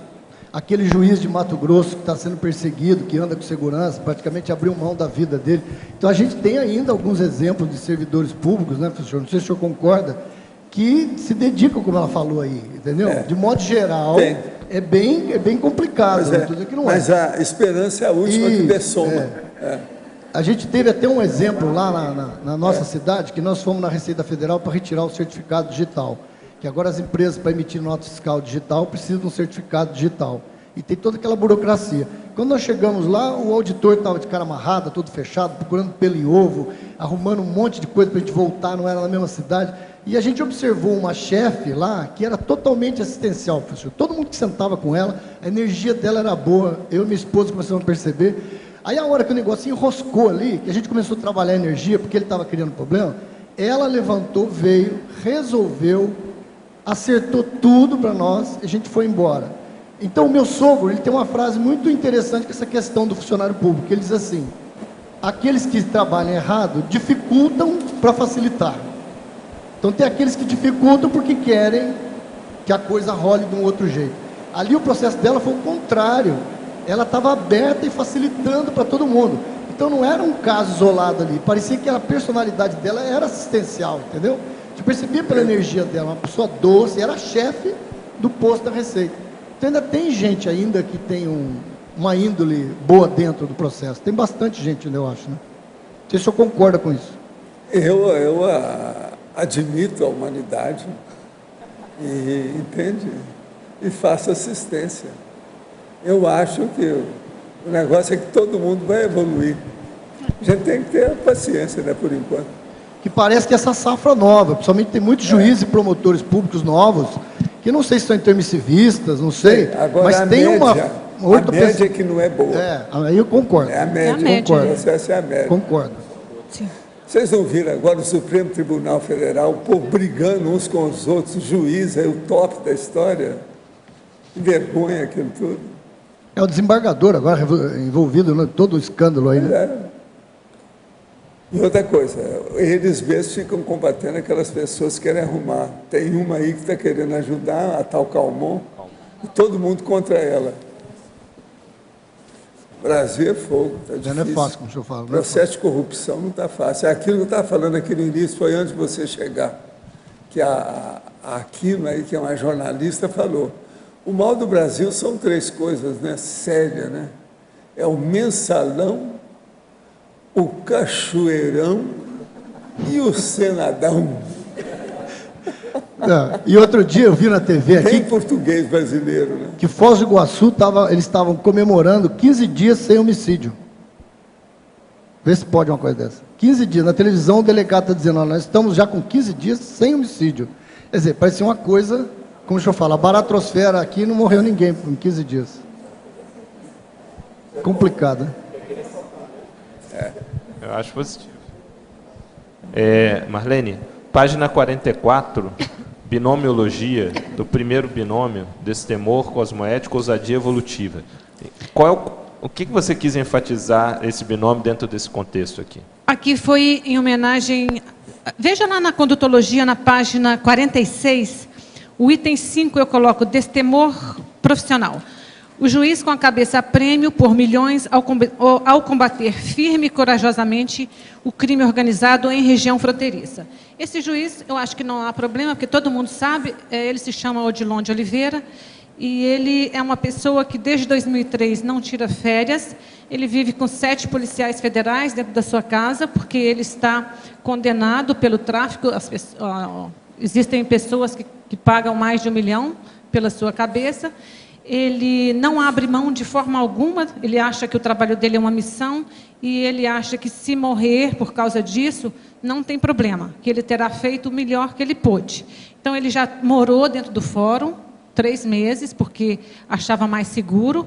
Então, nesse sentido, eu acho que é uma ousadia evolutiva. Ele não tem as ideias nossas que a gente fala de cosmoética e de multidimensionalidade, mas a morte para ele é pequena, levando-se em conta o trabalho que ele acha que ele faz. E ele abre mão de qualquer coisa, de família, de férias, de qualquer coisa. E ele fala que o trabalho dele vem em primeiro lugar e não se incomoda com 7 policiais no café da manhã. Agora, o normal no Brasil é essa expressão do dicionário aqui. Fala o seguinte, são as locuções portuguesas do Brasil. É a história de sempre. É a história de sempre. O que quer dizer isso? Diante de uma notícia, exclama-se para ressaltar a mesmice das soluções e, de certa forma, de certo modo, o inconformismo diante da falta de inovações. É a história de sempre. Isso não vai mudar tão cedo. Do mais o mesmo. Marlene? Sim. Em cima. Hoje é dia 25 de abril, é a comemoração da Revolução dos Cravos lá em Portugal. Dizem que foi uma revolução sem violência, né? Colocaram cravos nas espingardas dos soldados e, quer dizer, começaram uma nova forma lá societária, etc. A pergunta vai nesse sentido assim, quem sabe, né, os funcionários que lidam com a Justiça Federal pudessem começar a colocar um padrão, a dar um exemplo para os demais funcionários, quer dizer, com um nível maior de esclarecimento que vocês têm, quer dizer, talvez propor um manual, alguma coisa que pudesse chamar a atenção dos demais funcionários públicos, né, anticosmoéticos aí, e com isso parar com essa tendência de manifestações de grevistas com violência, com embate, buscar uma maneira mais esclarecedora de lidar com todas essas... O que você acha? Renzo, seria o sonho de uma noite de verão. Mas eu acho muito difícil. Eu já falei aqui mais cedo, acho que você não estava aqui ainda. Eu abordei a questão do curso intermissivo, que vinha muito em site. Só para uma expressão portuguesa para responder para vocês. disse de alguma coisa que causa espanto, admiração. Algo inacreditável, extraordinário. Que é isso aí? Ou seja, é de vaca bater palma com chifres. Essa foi muito boa. Essa é a expressão portuguesa nossa. Vaca bater palma. Essa aqui foi no dicionário. Já está quase respondido. Seria o máximo. É de vaca bater palma com chifres. Estou espantosa essa aí. Mas, Renzo, eu falava então que mais cedo... Em cima do lance? É sensacional esse ditado aí. Eu falava que eu vejo muito pouca chance de que as coisas vão mudar assim a curto ou médio prazo. Eu falei que eu tive muito insight sobre curso intermissivo. Eu coloquei na parafatologia, na laboratoriologia, na neossinapsologia, na culturologia e na frase enfática. Foi assim os insights que eu tive, de que para mudar mesmo, essas ideias vão ter que vir do extrafísico. A reeducação vai ter que vir de um curso intermissivo, ainda que seja uma coisa bem básica, porque senão, do jeito que está, eu não vejo. Ainda que meus colegas sejam espetaculares, assistenciais, e são trabalhadores e são éticos, mas eu vejo uma mudança assim, em nível nacional, eu não tenho muita esperança a curto e médio prazo, não. Agora, tem uma locução que é a cara do Arlindário. Posso falar, né? Pode. Essa eu acho que é. Entende? Eu acho muito sério. É o seguinte: faz coisas ousadas, mas sabe até onde ir. Então a expressão é o seguinte: é doido, mas tem juízo. Essa é perfeita. Gente, esse dicionário de expressões, eu acho que muita gente aqui divide ler. Olha, ele é o Rocha e o Rocha, são os dois Rochas. Dicionário de expressões e locuções, vale a pena ver. Ele é fora de série. É um dos melhores que tem no Brasil. Ele tem quase 700 páginas. Agora é o Rocha e o Rocha, é Carlos Alberto Macedo Rocha e Carlos Eduardo Pena Rocha. Dicionário de locuções e expressões da língua portuguesa. É uma perfeição, é da Lexicon. Tem coisa aqui que falta, mas a maioria que falta no dicionário é porque é erudito, não é o popular. Popular, a maioria tem. Outra coisa, qualquer um aqui que for ler, vai ver expressão popular que você não conhece. Que é muita coisa, o Brasil é grande. Isso aqui tem do Brasil inteiro.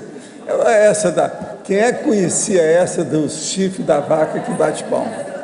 Vocês verem, isso aí é popular, eu já conhecia, eu sabia dessa história.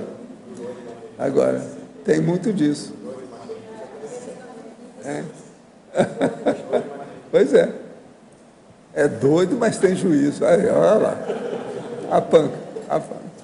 Marlene Porbzek, queria cumprimentá-la, principalmente pela definição do servidor público que concorre com o Eli Lopes Meirelles, o mestre do direito administrativo.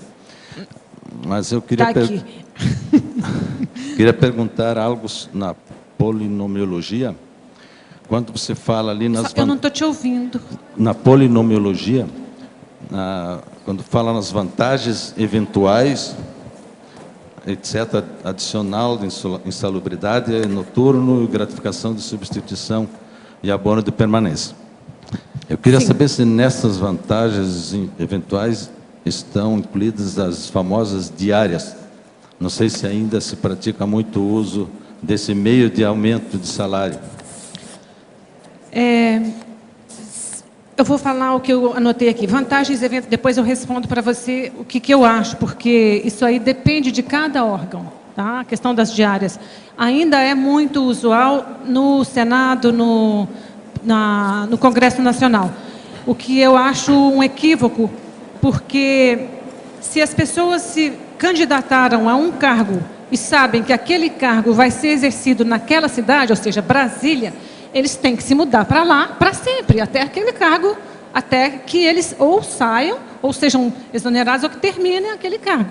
Eles não têm que ficar batendo perna na cidade deles de 15 em 15 dias e usando o dinheiro para passagem aérea e para diária, que é altíssimo. Mas, então, nesse caso, eu penso que existe. Quanto ao judiciário, eu não sei te dizer, porque o juiz, quando faz concurso, ele faz concurso para aquela cidade e ele tem que morar lá. Então, quando ele vai visitar os seus parentes ou vai viajar de férias, ele vai por sua conta e risco, ele não vai com diárias. Claro, essa semana teve aqui no Paraná uma questão de júri, tribunal de júri, acho que teve uma série de julgamentos que estavam parados aí há mais de 20 anos. Houve uma demanda de vários juízes do Estado.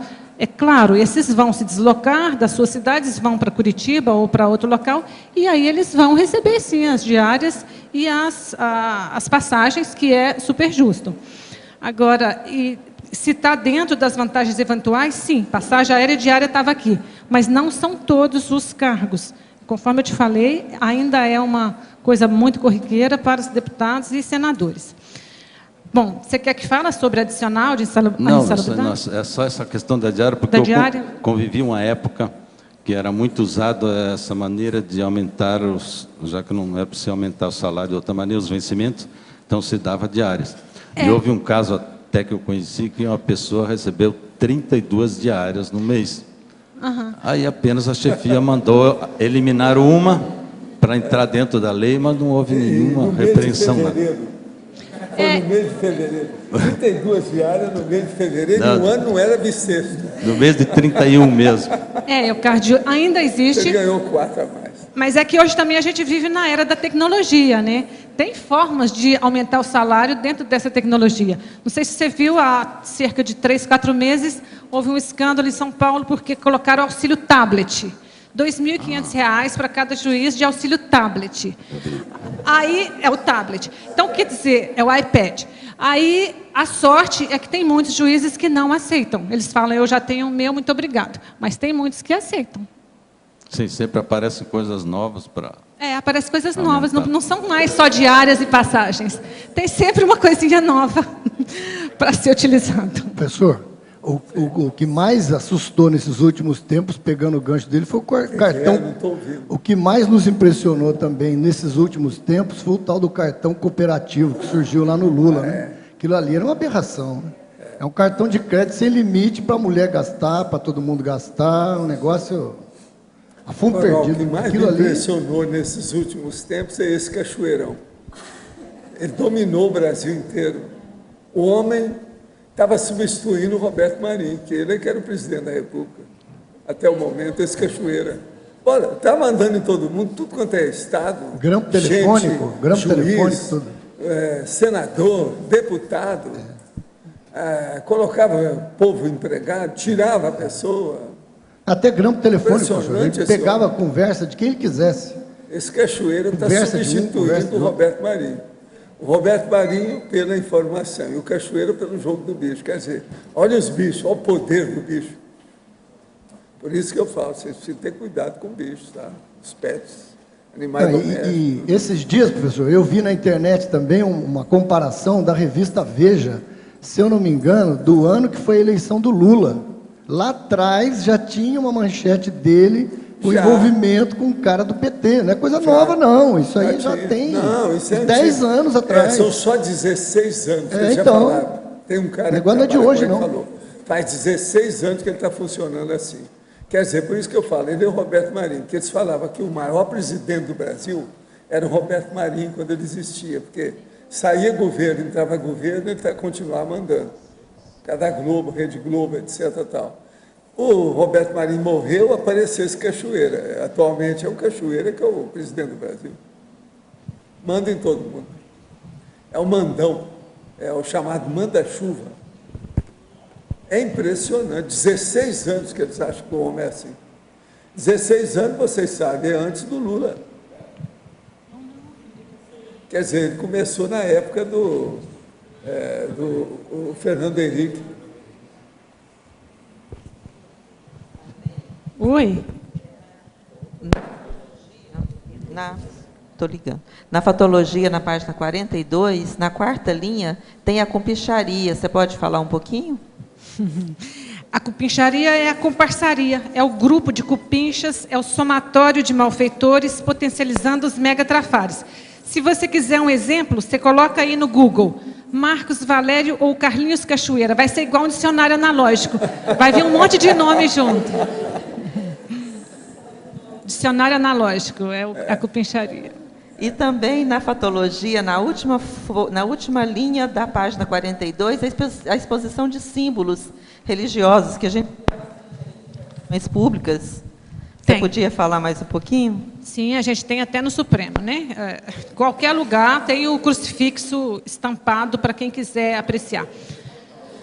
A laicização é um conceito que denota a ausência de envolvimento religioso do Estado, assim como a ausência de envolvimento da Igreja junto ao Estado. Há uma discussão quanto à constitucionalidade de objetos religiosos em prédios públicos, como o crucifixo. A Constituição Federal de 88 trouxe o seguinte preâmbulo, eu vou ler para vocês. Nós, representantes do povo brasileiro, reunidos em Assembleia Nacional Constituinte, para instituir um Estado democrático destinado a assegurar o exercício dos direitos sociais e individuais, a liberdade, a segurança, o bem-estar, o pluralismo e sem preconceitos, fundado na harmonia social e comprometida na ordem interna e internacional com a solução pacífica das controvérsias, promulgamos, sob a proteção de Deus, a seguinte Constituição da República Federativa do Brasil. Aí vem o artigo 19, no seu inciso 1, e fala: é vedado à União, aos Estados, ao Distrito Federal e aos municípios. É vedado, quer dizer, é proibido. Estabelecer cultos religiosos ou igrejas, subvencioná-los, embaraçar-lhes o funcionamento ou manter com eles ou seus representantes relações de dependência ou aliança ressalvada na forma da lei. Então, quer dizer, no preâmbulo fala uma coisa, no caput do artigo fala outra coisa. Aí, como as pessoas não se incomodam muito, o brasileiro não liga muito, se você quiser um bom exemplo, abra a sua carteira e tira qualquer nota que vai estar escrito, Deus seja louvado. Aí eu fiz uma pesquisa na internet, por que ninguém, né? Ninguém quer que muda? Como é que é? A Constituição vai fazer 25 anos em outubro. O que eu cheguei, a conclusão que eu cheguei foi o seguinte: já houve até alguma motivação para mudar, mas como existem muitos feriados religiosos, se fosse laico 100%, ia ter que tirar todos os feriados religiosos e o povo não quer. Aí fica a pseudo-laicização no nosso país. Pseudo-estado laico.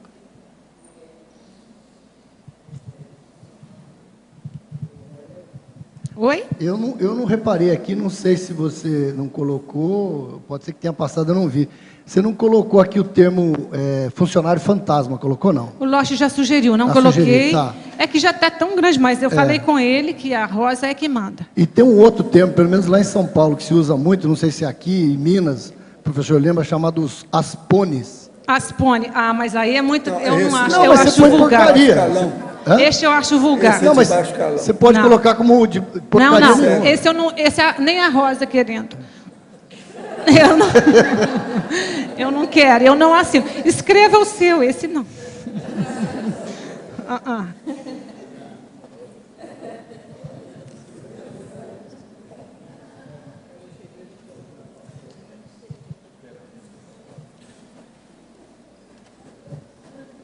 Marlene. Tem a outra expressão também, que é muito negativa, que é usada, né?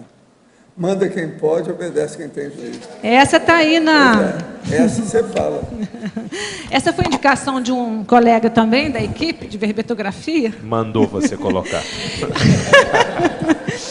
Está aqui na coloquiologia. Como eu tenho juízo, eu obedeci.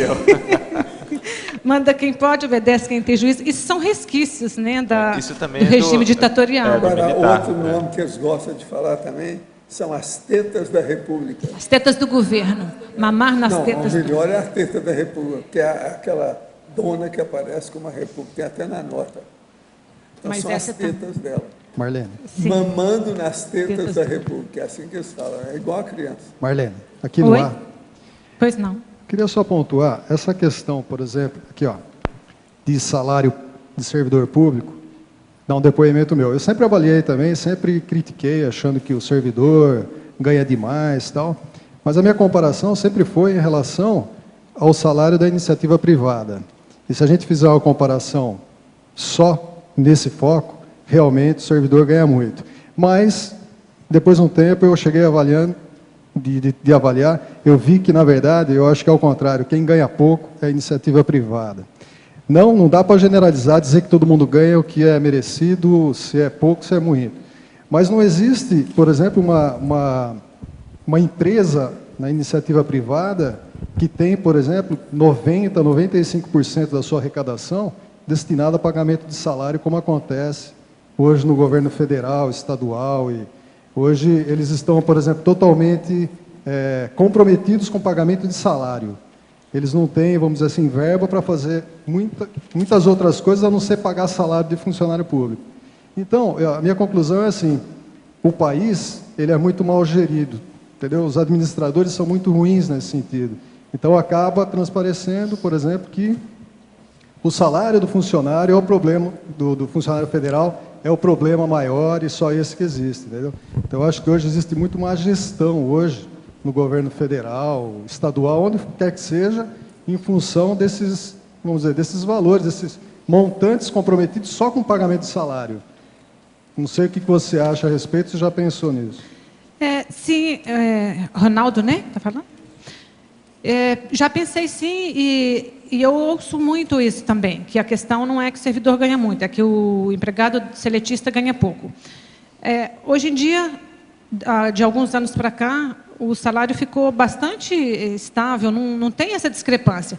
Mas eu falava no início da tertúlia, estávamos poucos aqui, acho que você não tinha chegado, que só a Assembleia, eu recebi hoje um e-mail, tem um filme no YouTube, que saiu no dia 9 de abril, só a Assembleia do Estado de Minas Gerais gasta 965 milhões de reais por ano para 77 deputados.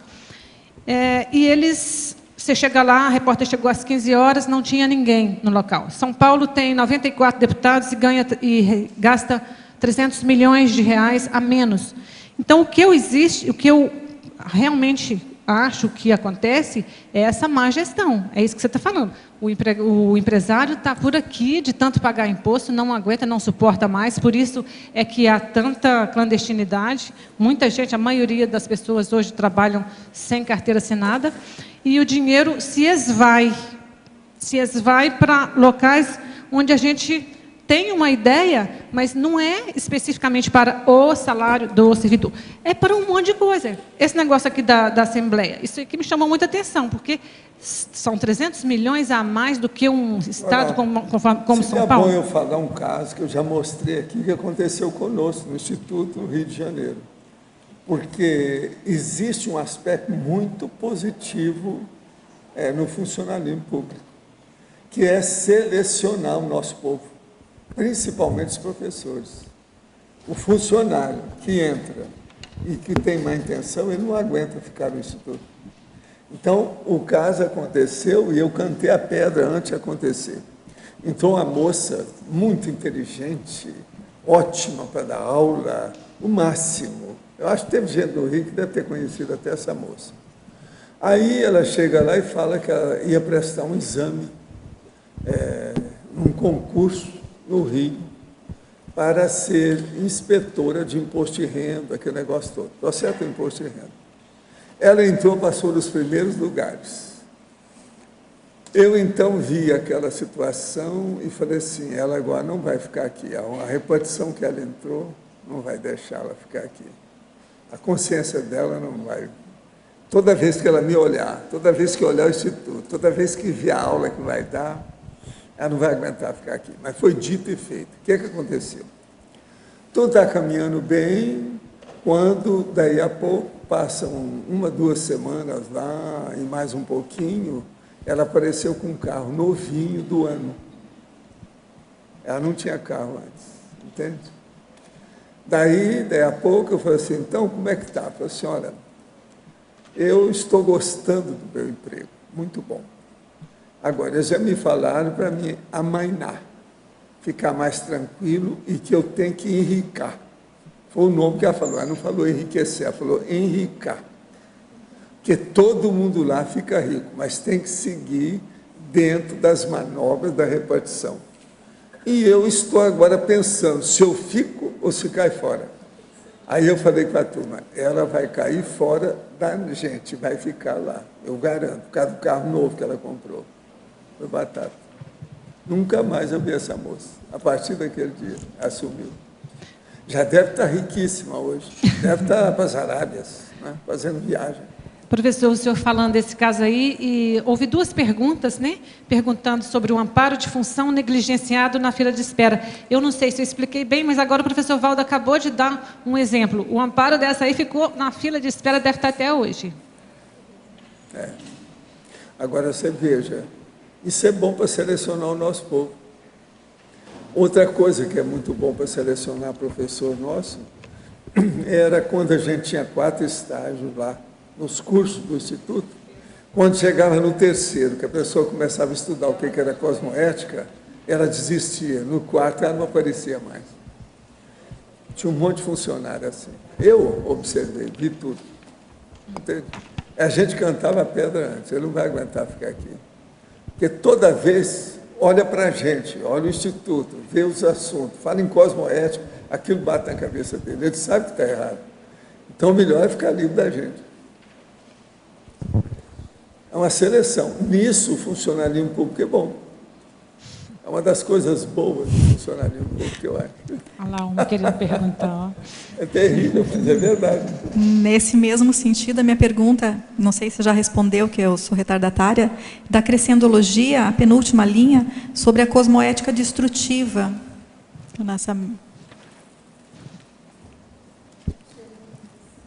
Esse crescendo libertador, apego ao cargo e desapego funcional. O que significa? Sim. Luimara, a cosmética destrutiva, você sabe, né? O professor Valdo fala aqui praticamente todos os dias sobre essa técnica. Ele fala muito a questão do ambiente físico. Se está deteriorado, tem que derrubar tudo e construir uma coisa nova, algo agradável, plantar um jardim, fazer um parque, alguma coisa para renovar. A ideia é a renovação. Aqui eu coloquei gerando, crescendo, libertador, apego ao cargo, desapego funcional. Porque, às vezes, a pessoa está apegada a um cargo e ela vai ter que usar dessa técnica, ou seja, destruir tudo, de repente até deixar o cargo, pedir exoneração, se não tiver possibilidade dela fazer a reciclagem, dela fazer uma atuação dentro do nível de conduta que ela acha que deve fazer, e aí vai ter o desapego funcional. Então, vai depender do nível da reciclagem que a pessoa vai ter que fazer. Se ela tiver que usar da cosmoética destrutiva, talvez ela tenha que deixar o trabalho público para desapegar mesmo. Nesse sentido. Mas aí não seria desapego ao cargo? Não, a pessoa está apegada ao cargo. Está apegada e vai gerar o desapego da função. Ela está apegada. Com a cosmética destrutiva, ela vai desapegar. Entendi. E na ciclologia, a segunda linha, o ciclo da reeducação das condutas no serviço público. Sim, essa foi uma das primeiras perguntas, foi a colega Lani que fez. Eu falei várias vezes aqui hoje, Limara, que eu penso que a reeducação no serviço público vai ter que partir de técnicas extrafísicas, vai ter que partir de um curso intermissivo. Eu não vejo muita possibilidade, neste momento, de fazer uma reeducação efetiva, de forma que vá funcionar só com as técnicas da psicologia ou dos recursos humanos. Eu falei que em várias sessões do verbete eu coloquei o curso intermissivo, na parafotologia, na laboratoriologia, na neossinapsologia, na culturologia e na frase enfática. Porque eu tive muito insight nesse sentido, durante a escrita, de que as pessoas, se não tiverem essas ideias lá, antes de renascer, vão chegar aqui e vão repetir, não vão dar conta. Da forma que está hoje, não quer dizer que vai ser sempre assim. Estou falando de hoje, 2012. Professor, eu queria saber a seu respeito, o senhor tendo uma visão assim, sobrepairando isso tudo, de todos esses funcionários que a gente está falando que não são cosmoéticos, aqueles ligados à saúde, no seu caso, a saúde, seriam os mais complicados nesse contexto? Aqueles médicos que ganham, mas não vão dar assistência. Tem caso até de médico em região lá de São Paulo que deixa de atender o doente, ele está ganhando funcionário público. Eu vou te falar de um colega nosso, nós estamos estudando o caso, e vendo o que pode acertar com a família. Ele é médico, não é aqui de Foz, mas ele é médico, usa droga da própria medicina, coisa séria. E outra coisa, é pedófilo com as 2 filhas que ele tem. A mãe descobriu e eles vêm me falar, o que faz? Eu falei assim, a primeira coisa, você arranja um advogado muito sério, um psiquiatra muito sério, que seja fora do lugar que ele trabalha, e enfrenta o homem e cai fora disso o mais depressa possível com as suas filhas. Ele prometeu o diabo contra as crianças e a mulher. E é médico. E olha para ele assim, você não parece ser quem é. Então, veja, medicina não é fácil também. Toda profissão tem os problemas. Agora, esse aí nesse caso, é um carrasco terrível. Nesse caso dos funcionários públicos, que eu estou dizendo. Dos funcionários públicos, os médicos da área da saúde que não vão, que Mas eu estou te falando é na área da saúde. Olha o que está acontecendo. Esse caso, por exemplo, vamos ver se a nossa amiga consegue sair do negócio. É só olhar lá no Datena que vocês vão ver o tanto de homem que bate mulher. E que estupra também criança e faz o diabo.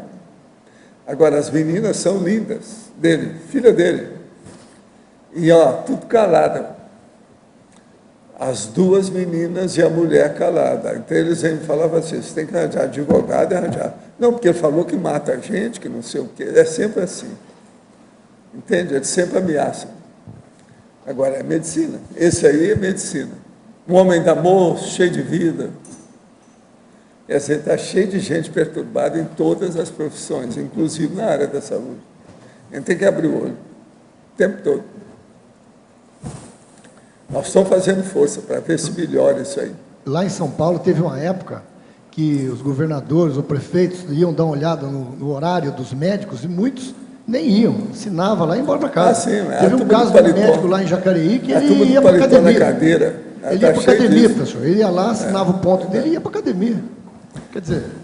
Agora, Marlene, eu espero, mas sem verbetes seus, tá certo? Depois desse, que foi uma grande apresentação aqui da turma, você viu que me mexeu com todo mundo. Os nossos comerciais, por favor. Obrigado. Hoje tivemos 65 assinaturas no livro de presença, 19 perguntas presenciais, 12 perguntas online, 36 votos presenciais. Os recados hoje são da Mercedes, sobre a jornada de conscienciometrologia, a Verônica sobre a viagem da IAC e agora a Eliana sobre o programa Amigos. Boa tarde. O programa Amigos Enciclopédia possui hoje cerca de 450 associados, mas ainda é pouco, minha gente, ainda não é a situação confortável, ideal que nós precisamos para fazer frente à grande demanda de custos e de investimentos que a produção de enciclopédia demanda, que é a manutenção do tertuliário, este tertuliário, que nós estamos e que vocês em casa ouviram a tertúlia, a holoteca, o holociclo e toda uma outra série de equipamentos e tecnologia da informação para estar colocando as tertúlias no ar e para estar produzindo a enciclopédia da Conscienciologia. Então, a gente convida, a gente reconvida, reforça, convite para aquelas pessoas que não são amigas da enciclopédia, se puderem se tornar amigas, e para aqueles mais de 60 amigos que tiveram assinatura vencida recentemente, nesses últimos meses, e que não voltaram a ser amigos. Então, a gente pede um olhar especial, um cuidado especial na questão pessoal, financeira, e também a nossa Proexis, para que vocês possam, com carinho, estudar a possibilidade de serem amigos ou voltarem a serem amigos da enciclopédia. Muito obrigada.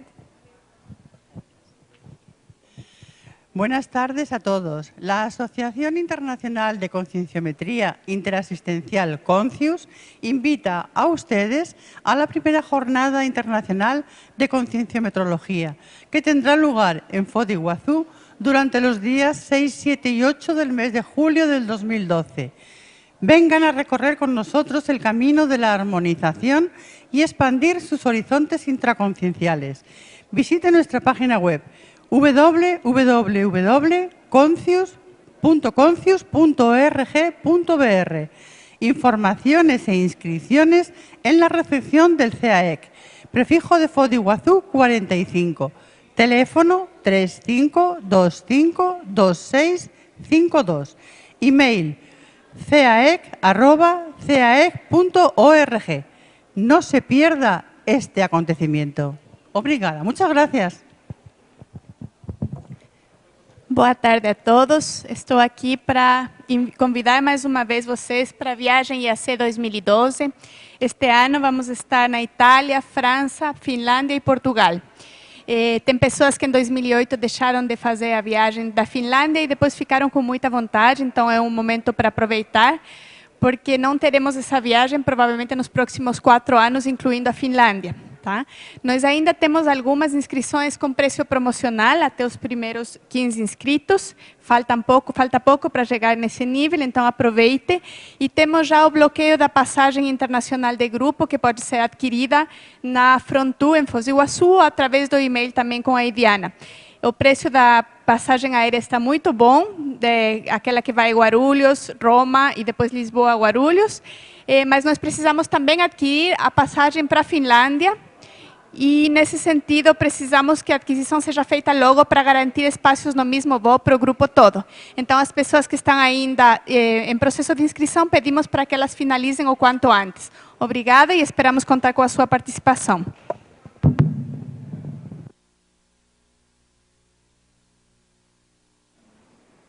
Para amanhã, o verbete eleito é cotejo, intelectualidade, emocionalidade.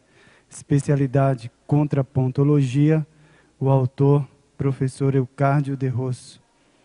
Obrigado pela sua presença e até amanhã.